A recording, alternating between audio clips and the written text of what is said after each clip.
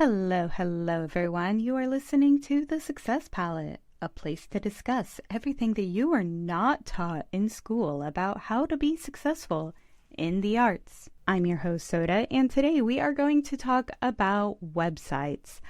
A lot of us are told that we cannot just rely on social media to sell our books or to get our art commissions or whatever we're doing, that we do need some sort of website, but how do we even get people to that website? And that's where SEO strategy comes into place. And this is something that I know very little about, I'm going to be honest. So I invited Elizabeth Suter to come on. She is an expert in this subject. And I'm not sure, do you go to school for this? Did you take courses? Did you teach yourself? I'd love to hear how you even learned about all this, because I tried teaching myself and it was extremely overwhelming. So first, thank you for letting me on your channel here. It's a different audience than what I'm used to working with. So it's really nice to be able to reach a little bit further and help another completely different industry. So it's exciting. So as far as myself, I've been an entrepreneur for 10 years. And I've actually been in the real estate industry for 10 years. And every single year, you got to switch up your marketing. You got to keep up with the trends. And so over the past 10 years, I've done a lot of just marketing training. And then two and a half years ago, my family relocated to Northern Ontario. And when you move 6 hours away and you don't know anybody, your leads tend to dry up, because we were a lot of referral-based business. And so I was like, what are we going to do? We've just completely relocated the family. We need to get better online. So yeah, you can market, you could be on social media, and you can do all these things. But if you're not actually producing leads, you don't really have a business. So I started digging into SEO optimization for my website and how to set up a Google My Business listing, and finding ways for people to kind of get to know us better online off of social media, because we have different crowds too. So I invested in two really, really good SEO companies, which were actually geared around starting an SEO agency. But I had no intentions of starting an agency. I just wanted to know the tips and the hacks and the things that, like HubSpot training and Google training, they don't tell you, but they'll tell you the basics, but they don't tell you like the nitty gritty. So I enrolled in two of those courses and spent over $10,000 learning these little tips and tricks. Yeah, but I can tell you over a year into it, my husband's business has blown up online. I've started getting leads online for real estate, which is fantastic because it is a very, very competitive niche. So to know, the only way to really figure out if you're doing it right or not is to let it run and see how long it takes, and making tweaks along the way. But now I can say our sites are fully optimized. It's showing up in almost every Google search using the keywords that we want to show up for.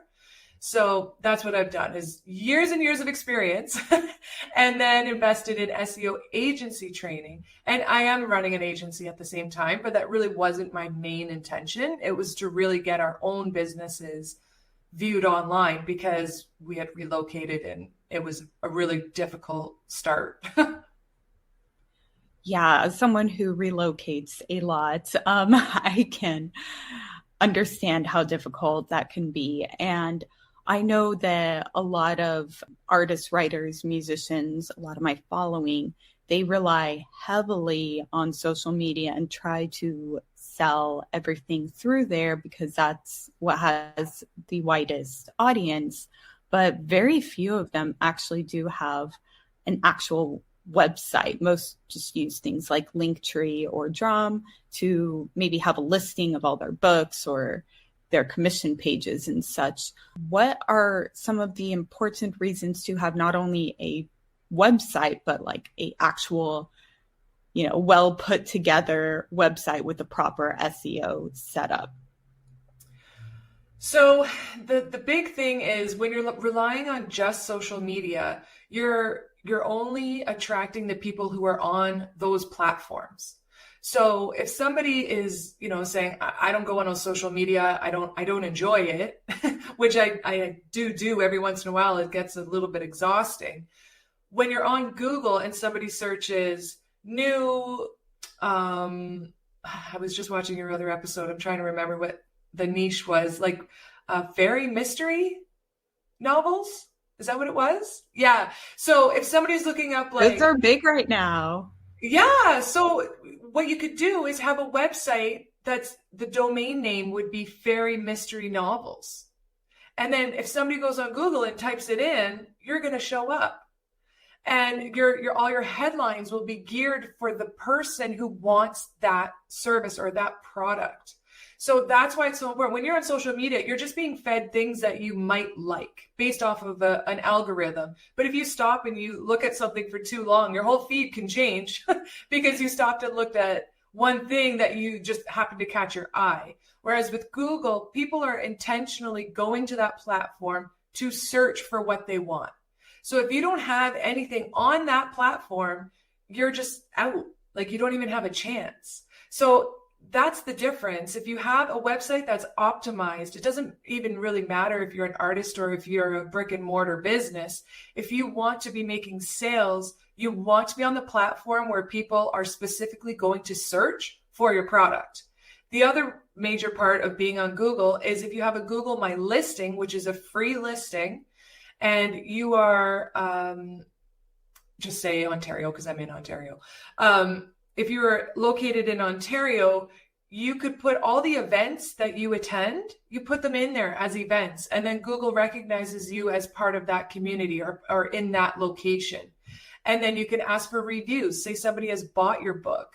Well, on social media, there's not really much of a chance of getting a review to pin for people to see before they buy.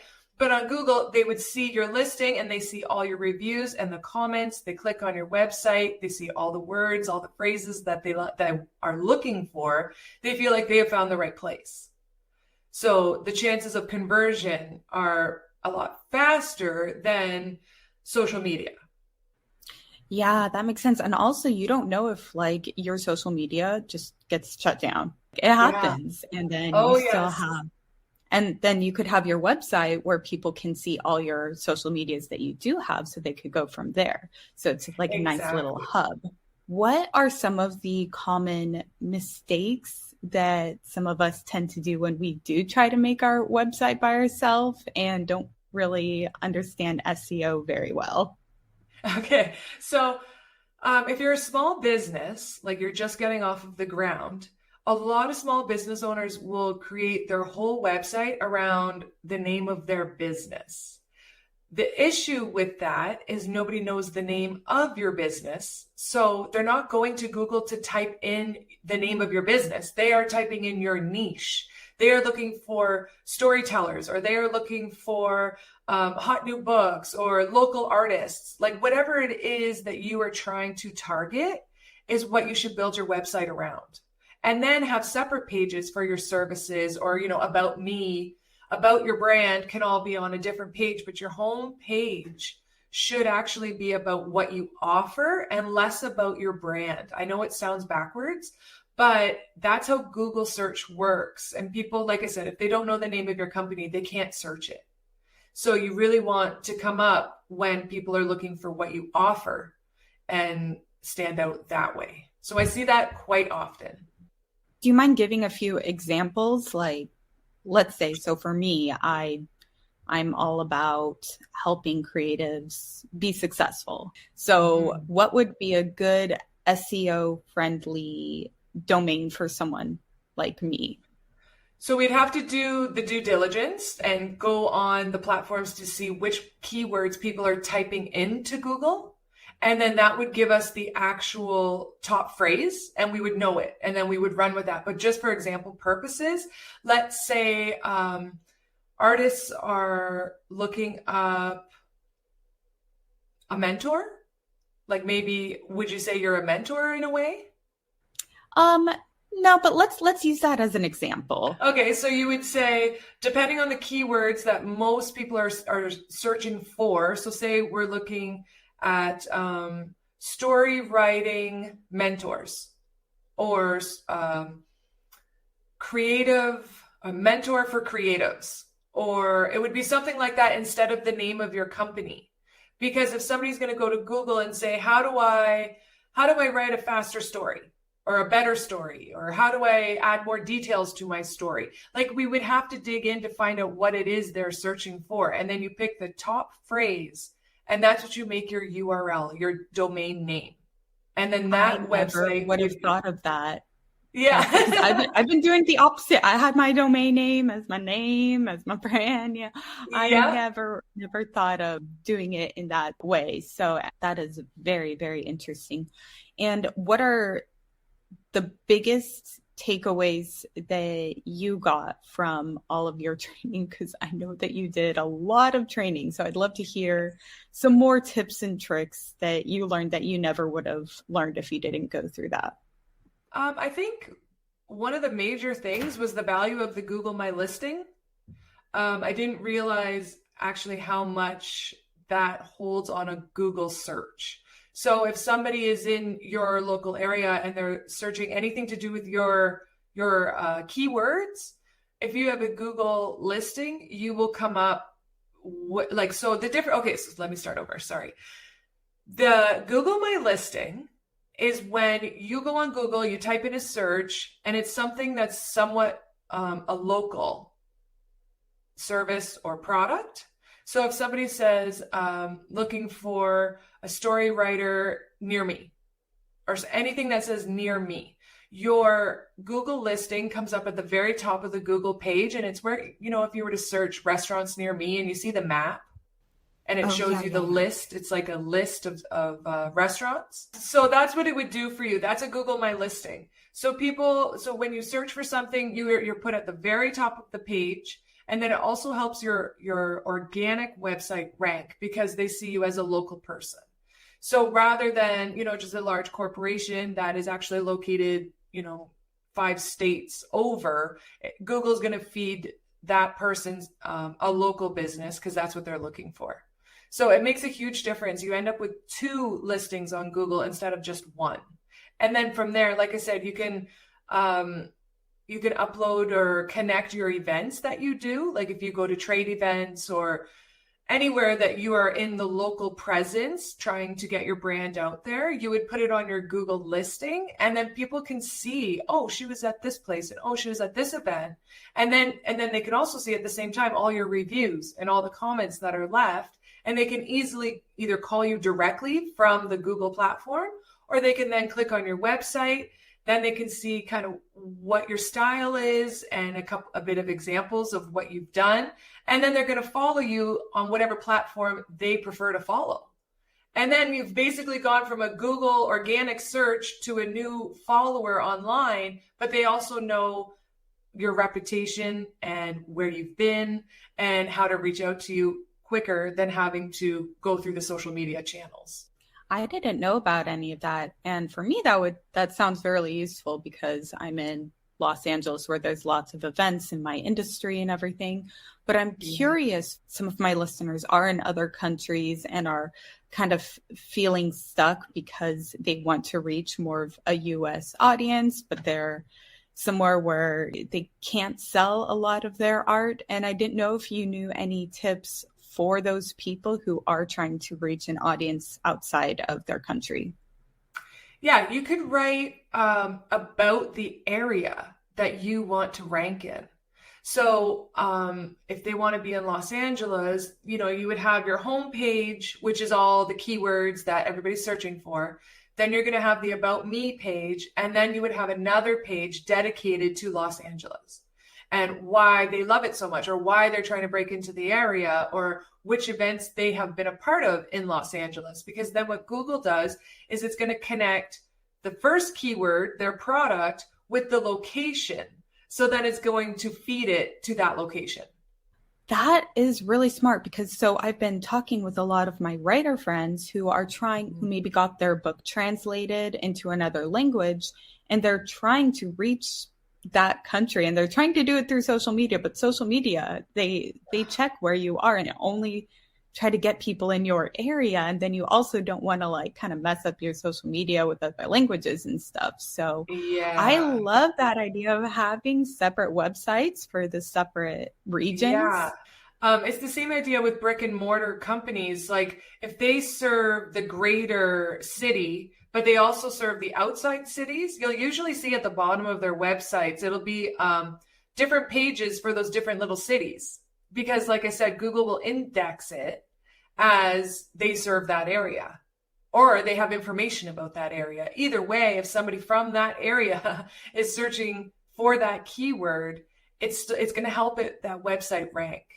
So it's very interesting. And the other, like, you can apply SEO to social media as well, because when you use hashtags, or I even saw recently somebody said they were using their keywords in their videos, like typing them out and putting them on the video screen. And they were saying they were getting more targeted audience reviews. So SEO can be applied literally across the internet, because it's how the internet works. You have to use the right words. Otherwise, how is it going to know what you're trying to do? So it is like a very interesting thing. I learned a ton about it, and how, you got to put yourself in the mind of the consumer, and then use the AI tools, use tools that are available to find out if what you're thinking people are looking for are actually looking for. Because we could be way off the mark. We could be thinking they're looking for, writing mentor or whatever it is that we were talking about. But meanwhile, they're looking at what are the 5 best tips for writing better, or something like that. So you need to use the tools that are available. And once you have a nice outline of your keywords, you know exactly how to lay out your website. And then it just comes to little things like, if you're going to be posting your novel, make sure the photo of your novel is optimized, as in it describes the niche, the location you're trying to target, and all those little things put together, you're going to get found on Google. And the other thing is, it takes time. It's not like, social media is instant, right? Like you post it and you've had like 500 views within 24 hours. So it makes you feel good. It's a very quick return. Whereas with Google, you put the time in, say you spend 2 days optimizing your website, which you can do with the course I've put together, because I've done a complete shortcut. It is the ultimate path to getting it done quickly and properly. But if you spend those 2 days putting that work in, and then every month you just add a blog post, or you add another page, say you've created something else, you're always adding to your website, the same you do with social media, except it takes like 1/10 of the time. Over a 6-month period, then you'll be on Google. And once you're on that first page, it doesn't take much to maintain it. The difficult part is getting there. And it's not even that difficult. Like I said, when you have it laid out for you, it's not hard at all. It's amazing. Yeah. And I know you spend over $10,000 to learn. Most of us don't have $10,000, but we might have, to be honest, a few $100. Yeah. You mentioned you had a course. What are some of the things that you cover in your course, and how might that help creatives? Okay. So the course goes over everything from starting the website, getting your photos, how to optimize them, your keywords. I provide the keywords based off of the software that I've invested in to, help with the upfront costs of doing it yourself. The other thing is I provide backlinking strategies. So where most people fall short is they don't do backlinks, and they don't do them because they don't know what they are. And it's the same idea as social media. Sorry, I don't mean to cut you off, but do you mind explaining what backlinks are really quick? I'm going to do it right now. So backlinking is the same idea as if you were to post something on Facebook and somebody shares it and somebody likes it and somebody leaves a comment. It's sending a signal to the algorithm that says this is good content. People are responding. Okay, so you're creating a bit of a stream, and the link is being shared, okay, on social media. Now, when it comes to Google, let's say you just published your book, and now people are sharing your blog post about it, or they're sharing your website link because they think it's awesome and they're trying to get it out to their friends and family. That is a backlink.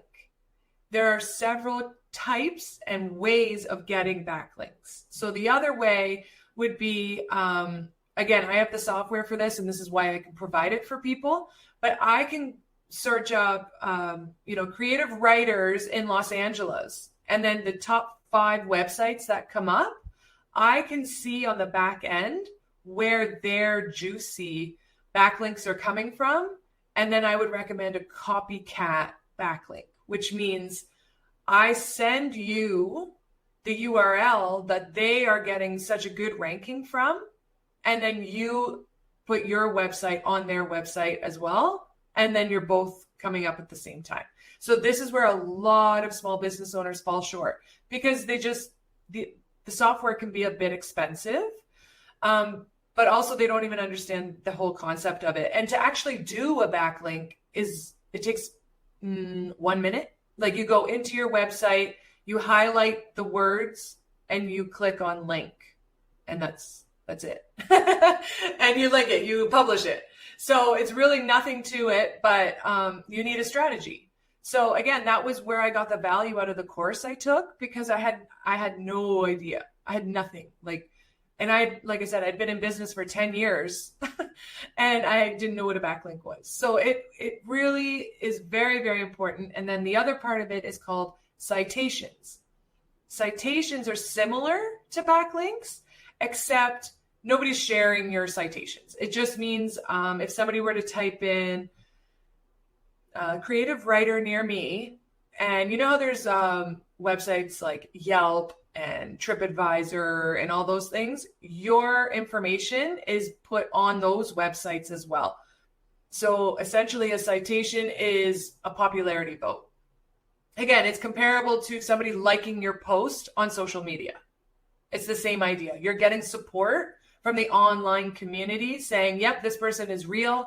This business exists. It's found on, 50 different websites across the internet. This is a legit business. Versus a website that, let's say it's a basic website. There's no social connectors. There's no backlinking. There's no citations. That means it's like a one and done website, and Google is not going to like it because you're not refreshing it. You're not optimizing it. You're not showing any kind of interest. So Google works the same as Instagram. It's going to pull the content that people are interested in and where they spend time on that website. So if your website's falling short, you need new content. You need to add backlinks, and you need to add citations and keywords. So these are all the things I've put together in this course, so you can get it all done in 2 days. And it's using AI. It's using really creative tools. There's a lot of free tools as well. And I would say, if you were going to SEO optimize your own website, you could budget around $40 a month, and that's it. Yeah, that will cover your website SEO. And that's the whole thing. Like, when I started doing my SEO agency, and I'm calling these business owners and I'm hearing their stories of like, it's so slow. I haven't had business in months. I don't know what I'm going to do. Yeah, let's do the SEO. How much is it? And it's like, okay, well, it's $300 a month. And they're like, oh, I can't afford that. This is the whole thing. I need to make money before I can invest more money. And that's how the course came about. Because I'm like, okay, you can learn this if there was a shortcut, because the small business owners are already overworked, and they're, it's like this catch over and over. It's like, okay, we need the leads, but we need the money, and we need the time, but we don't have, it's crazy. So this is my solution for small business owners. Basically, if you're an artist or you're a brick and mortar shop, it doesn't matter. It applies across the board. You need to be able to get seen on the internet. Otherwise, you're lost in the abyss. Like, you're just gone. And you're posting on social media, hoping and praying that somebody is going to private message you about your product. Yeah, and I am a firm believer of at least understanding the basics before you outsource. I love outsourcing, but I also feel like I need to understand at least the basics before I can get someone else to do it for me. Yeah. I don't need to be an expert, but at least the very, very fundamental aspects of it. So I think that's really, really cool that you have that course that you're able to offer to people. And how can people find you best? Well, my website is onlinemoneymastery.ca. And I'm also on Facebook and Instagram, but I would go with Elizabeth Suter if you're looking me up on Instagram and Facebook, because I have several accounts, because I have several businesses. So I would just say go to my website, onlinemoneymastery.ca, and you can find everything that you need there. That URL is exactly what you were talking about, where, yeah, it's very understandable what it is. Exactly. Earlier, before we went into some of the other questions, you mentioned photos. How do photos play a part in SEO, and how can we utilize them for our website? So it's a couple different ways. So first off, it helps the user experience. So if you have nice, interesting photos, people are going to stay on your website longer. They don't want, like raw, like what's going on in this photo kind of stuff. They want nice, curated. It's a website. It's more professional, right? So you want nice, high definition photos. And then when you upload them, you have the option of adding a description. And it's hidden. It's not the one that describes like the name of the novel. It's called the alt description. So when you're in your website provider, you'll be able to see where you can type that, and that's where you would put in new fairy mystery novel, or whatever the keyword is that your client is looking for, and you just use that over and over and over, and include your location as well. So when I'm saying all of this, I'm teaching people how to build lead generation websites, not a branding website. You can intertwine the two, but I think that's why you didn't hear of this strategy before, because most mainstream information that you're going to find is all about branding yourself, right? Whereas this approach is more get Google on your side. And that's it. Because when Google's on your side, people are seeing you. And then, like I said, if people want to click on a About Me or, really a branded page, they can do that. But if you're taking the approach of like, this is my business name, this is how long I've been in business, and this is what we do, you're never going to get found. So what's the point? So I'm really, really keen on lead generation websites, because that's what's going to keep your business going and turn it from a hobby to a business. Yeah, and I hear this term lead generation a lot. Do you want to explain a little bit about what that means and what is like a lead product, a lead generation, any of that kind of stuff? Sure. So lead generation means that the website is built for your clients. It's to have your client, or your potential client, I should say, feel like they want to know you. They want to reach out to you. So instead of having, instead of having your URL as your business name, and then your first headline, your business name, and all about the book, and not mentioning an entry form, like, how you can just, do you have questions? Fill out this form and we'll follow up with you. Or not having a clickable phone number. So if you're on a cell phone and you wanted to call them really quick, there should be a big phone number available for them to click, and that it automatically connects, and then they can just pick up the phone and call you. It's all about making the user experience better and making it seem like they need to contact you either by email or by phone. And because once they do that, then you have a lead. But if they're coming to your website and it's just all about your brand, there's no invites on like, hey, send us an email or give us a call, and it's just a strict website, they're not going to feel the need or the want to call you. So that's really the main difference. A lead generation website is built around having your website visitor want to take the next step. and want to call you or email you, or maybe, like I said, with your social media platforms on there as well, they're going to pick which platform they want to follow you on. And then you'll at least get a new follower on your social media. But ideally, you will have that website set up so that they are quick to either call or email. Yeah, and it's also a lot more disability friendly. A lot of my friends have visual impairments and stuff like that. So when you have, and I know here in the US, you have to have that accessibility to people or you could get fined to a certain extent. So yes, having that great user experience. So you're talking about backlinking and kind of piggybacking off of other successful people and everything. What are some ways that people can kind of collaborate together to help their websites grow together? Let's say they're both writers in the similar genre or both artists who draw something similar. What are some ways that we can help each other out? You can link to each other's websites. So the only thing you really need to keep in mind is, let's say, I'm going to say your website is website 1. And then your friend is going to have website 2. You do not want to send a link from website 1 to website 2 and then have website 2 send a link to website 1. It voids each other out. It's completely useless. You need at least 3. So if you had website 1, 2, and 3, you could do a circle. So you would link to number 2 links to number 3 links back to number 1. So you're all getting one link. Yeah, that's how you could do that. But just make sure it's really relevant.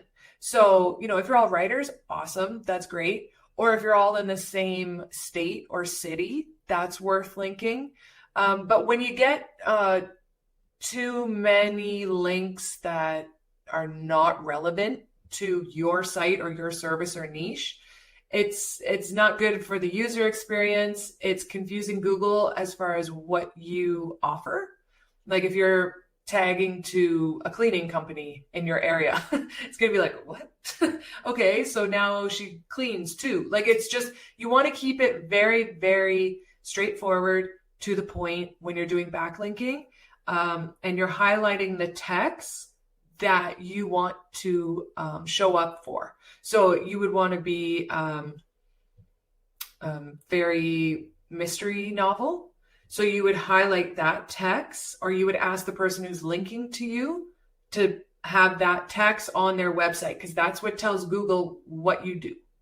Okay, that makes a lot of sense. And also, this could be useful for people who have multiple brands, right? Like, again, if you're a writer, but you're also an artist, but you're also a musician, you could kind of use that method to boost your own brand, right? Yep, for sure. I would do different websites for each one of those.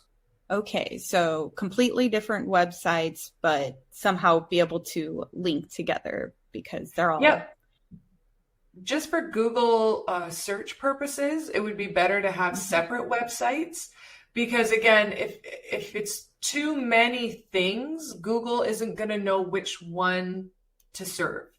So if you have one website about your band, Google knows, okay, this is a band. It's located here. This is some of the gigs they've done. If you have a Google My Listing, it knows the events you've been a part of, or which venues you've been in. So all of that will rank for that. And then a different website for writing. And then you would have your different events that you've attended as a writer, or reviews for being a writer. And so, yeah, and you can still link those together because you're in the same location. So it would make sense that way. Like you could say, if you're looking for a local musician, I'd highly recommend this person. And you could put that on your writing website. The other thing you can do for backlinks is connect all your pages together. So let's say you do only have one website. You're just going to start with one, and you have 4 pages on your website. So you would link your services page to your homepage, and your About Me page to your homepage, so that at least there's linking in between, and it just helps with the user experience, and it also helps Google see that all of these are connected together. Okay. Yeah, that makes sense. And for a lot of us, when we're first starting out, especially in the creative world, we don't have a lot of money to invest in a really nice website. How much would you recommend getting that custom made website versus something like Wix or Squarespace or something like that? And can you do all these SEO, everything with one of these cheaper options? Absolutely. You don't need a custom website. I feel like, and I might have people upset with me for saying that because I know there's a lot of web designers, but we're kind of at the stage now where AI, you can have a website template built in like 10 minutes. Like seriously. So you can use whatever platform you want. Just make sure that the load, like, you know, when you go to a website, if it takes too long to load, people don't like that. Google doesn't like that either. So making sure you're optimizing, like compressing your photos so that it doesn't slow down your website, doing everything you can to make sure your website is going quickly, it looks nice, and you got the right keywords, and then you have your popularity votes as far as citations and backlinking, you're set. Like you're totally set. So yeah, it's it really doesn't matter which platform, long as it's quick, it's pretty, or you know, scary, whatever it is you're trying to achieve, getting your brand out there as far as your colors and all of that. But they're all available. Like they're almost, you know, they're all kind of the same.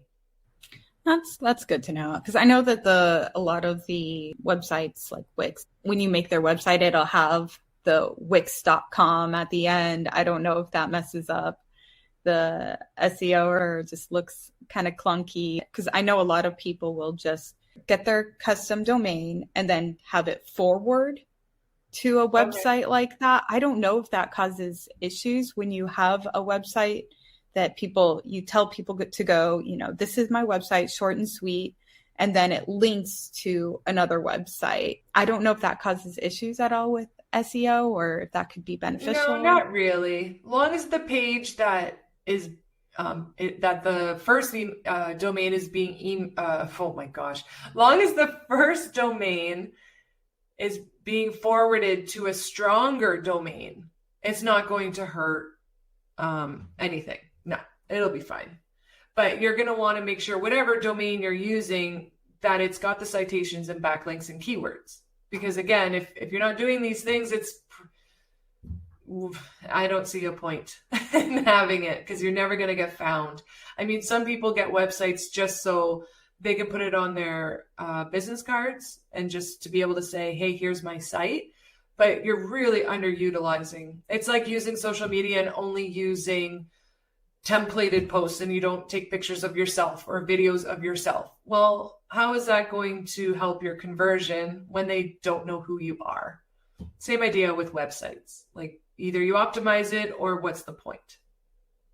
In my opinion.